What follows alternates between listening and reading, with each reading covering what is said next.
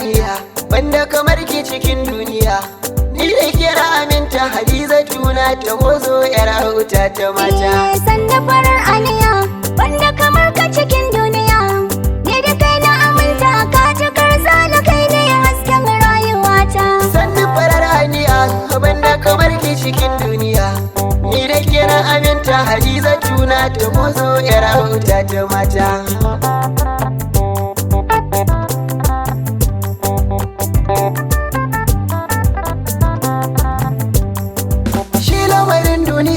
Dole mu je neman shirya, daure yake da sauri ga hanyar nan babu kaya, inda cikar buri ya iso mu da ni da kenan za mu tsaya.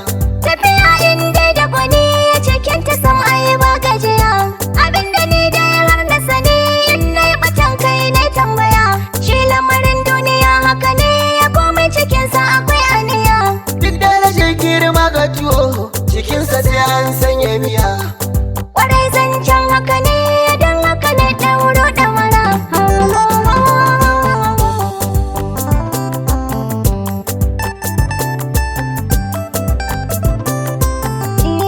Na yarda da tsarin kula da 'ya'yana da miji, mai gida na ruhina a cikin ice kai ne ga miji.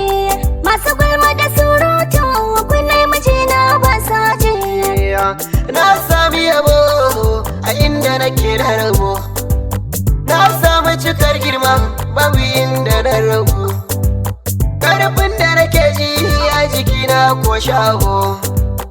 Allah ya kiyaye mun kai namijin fama. Haduwar kauna da ni nake ba ma makara.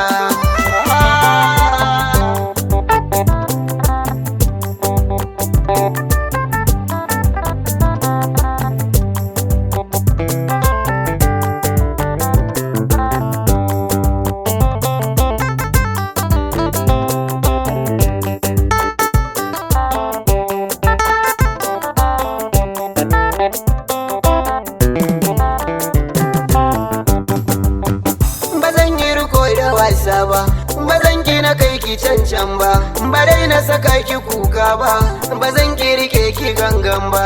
A dole na ma biyayya, ka san so ba kiyayya, kenan ba juya baya, zuciya ta kai shanya.